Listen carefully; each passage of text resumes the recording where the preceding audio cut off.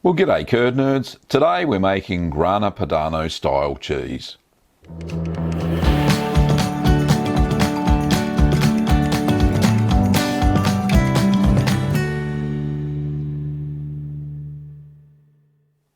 So yes, I said style cheese. It's not the real deal. It's not Grana Padano. It should be a fairly hard Italian cheese that is grainy, just like Grana Padano is, and its cousin Parmesan, or Parmigiano Reggiano. So it is not any of these two PDO cheeses, or protection designation of origin. So please don't flame me in the comments below. It's made with a semi-skimmed milk of about 2% fat, and you need to use a lot of it because the yield is quite low. Normally full cream cow's milk gives you a yield between 10 and 12%. I found that I got a yield that was significantly less, probably in the tune of about 5 to 6%.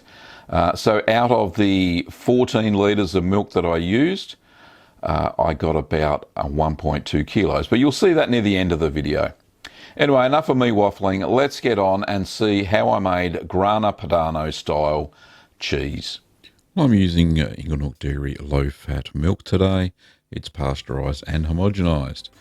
The ingredients for this cheese are 14 litres or 14.8 quarts of low-fat cow's milk at 2% fat, 1/8 of a teaspoon of mesophilic culture, 1/8 of a teaspoon of thermophilic culture, 1/32 of a teaspoon of lipase diluted in 60 millilitres of cool non-chlorinated water, 1.25 millilitres or quarter of a teaspoon of calcium chloride diluted in 60 millilitres of cool non-chlorinated water, 2.5 millilitres or half a teaspoon of liquid rennet. I'm using single strength, diluted in 60 millilitres of cool non-chlorinated water, and you'll need a saturated brine solution at 18%. Now, I used 3 litres of 5% milk and 11 litres of 1.3% milk. Now, heat your milk up to 34 degrees Celsius, 93 degrees Fahrenheit, and you can see I've reached the temperature there already.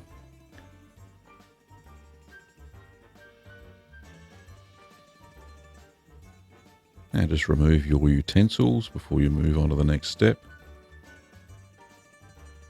I'm adding in the mesophilic starter culture, 1/8 of a teaspoon, just pouring that over the top of the milk. Then we add in the thermophilic starter culture. I'm just pouring that over the milk as well.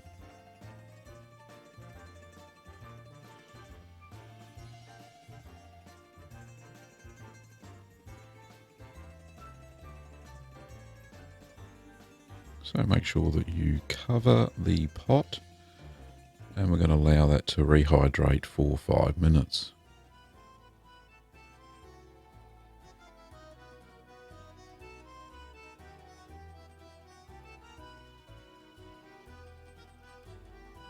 Okay, the cultures are rehydrated, so we're going to mix those thoroughly through the milk. Just give it a good stir. Just gently mix those cultures that are floating on top into the milk, and then mix it in a top to bottom manner, as you can see there, sped up of course.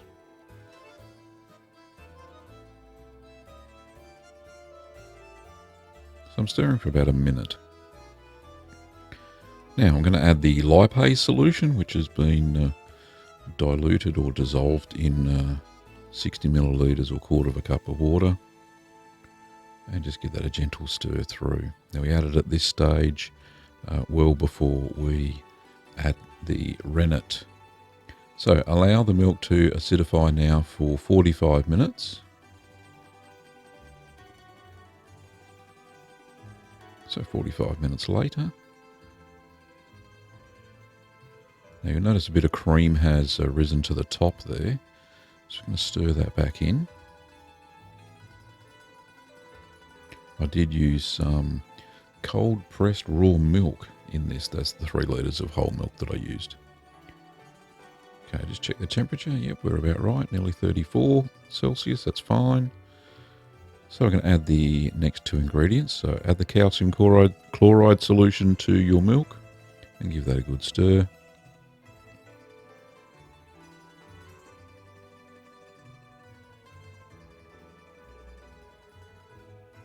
Then add in your rennet solution.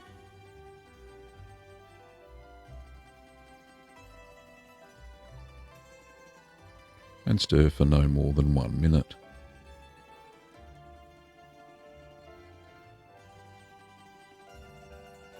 Okay, cover the milk again, stop any fluff or dust getting on your milk. And we're going to allow that to set now for 45 minutes at the target temperature of 34 Celsius, 93 degrees Fahrenheit.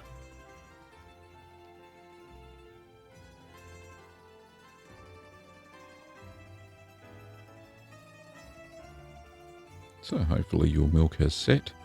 I'm going to check it with a clean break, and that's simply putting a knife in and twisting it. And if the milk looks like it splits without any sloppiness, it's all ready to go.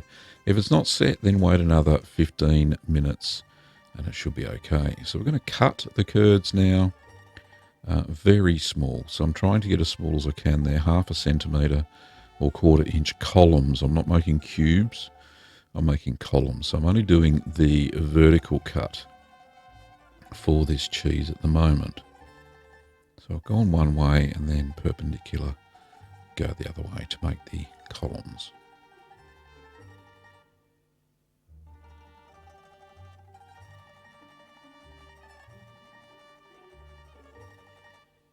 There we go, columns all cut. Now I'm going to use a balloon whisk, just checking to see if it reached the bottom of the pot. It's always a good start. And we just plunge that and cut the curds smaller. So we're trying to halve the size of the curds that you originally cut with the knife. Probably down to about, well, baked bean size, I think.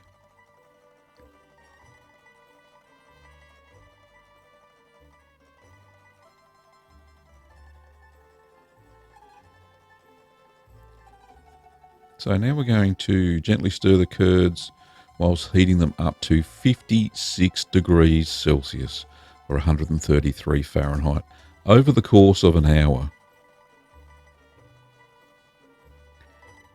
So about 5 minutes in, the whey was a little bit close to the top for me, so I just scooped out about a cup's worth, maybe 2, and just got rid of that. Just made it easier to stir for the hour. There we go. So now I can stir with my whisk. Now if there are any big bits, just cut them with the whisk wires. And I'm just stirring for the whole hour, just using the whisk. And you'll see that 1 hour later that the curd size is about the size of a plump rice grain. That's the size you're looking for. Now, this is the same with any hard Alpine or hard Italian style cheese. Very small curd size and cooked to a very high temperature. So we're going to remove the heat, so I'll just turn that off.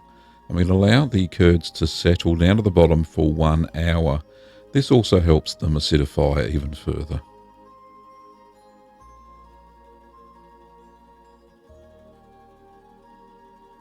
So 1 hour later, take it over to the sink area and we're going to drain the curds through a basket. I've got that lined in a cheesecloth lined colander, and just pour the curds into the basket. There's no draining time. I'm just getting that ready to take over to the sink area. Pop the follower on top. Now we're going to press the cheese. So the initial pressing is not as heavy as you would think. I've done about halfway down the spring. It's about 10 kilograms or 22 pounds. I'm going to do that for, just had to retighten the spring there, for 30 minutes.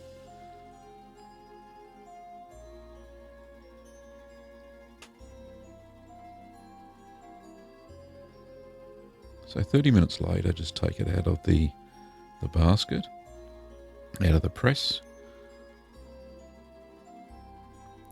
Take the follower off and just be gentle because it hasn't formed properly yet. As you can see there are some loose bits on the top. Maybe I should have pressed it for about an hour instead of 30 minutes, but it all works out in the end. The curds are fairly dry as they are for this style of cheese. So just pulling that gently off of the cheesecloth so I don't tear the rind at the bottom. Now I did spray the cheesecloth with vinegar before I put the curds into it. So for the second pressing, I'm going to press at 22 kilograms or 50 pounds for 24 hours. And I had to come back and retighten the spring probably about every 3 hours for this one. So 24 hours later, I'm going to remove the cheese from the press and the mould.